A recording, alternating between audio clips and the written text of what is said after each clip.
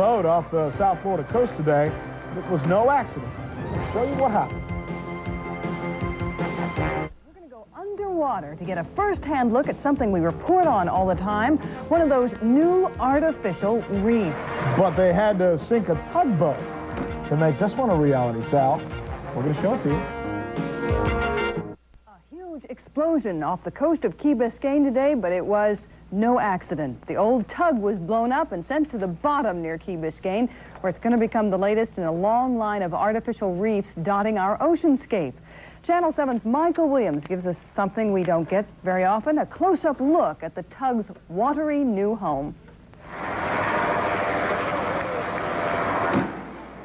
50 pounds of dynamite scuttled the Belzona tug, so named for the company that donated it to Dade's artificial reef program.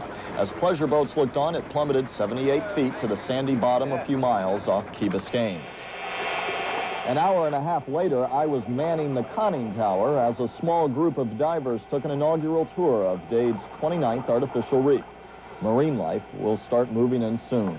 Before the day is over, there'll be several large barracuda checking out their new home. They're going to see a reef forming on the steel of the ship. In about 6 months, it'll be covered with algae, and it'll be followed by soft and hard corals. In about 10 years, it'll be a very complex system. Dade County started this program in 1981, and on older wrecks like the Orion that you see here, you can see the marine life.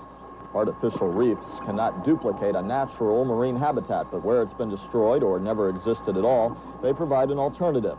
Wrecks, old or new, like the Belzona, are a big draw for divers.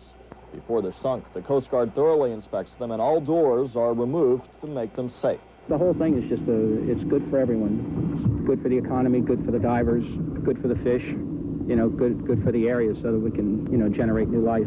Naturally, where there are fish, there will be fishermen, and that's one concern for the artificial reef program. It's trying to add more muscle to its regulations to make sure that these artificial reefs are not overfished. Long-term management, it feels, is vital if this man-made resource is to have a lasting future. Michael Williams, Channel 7 News, off Key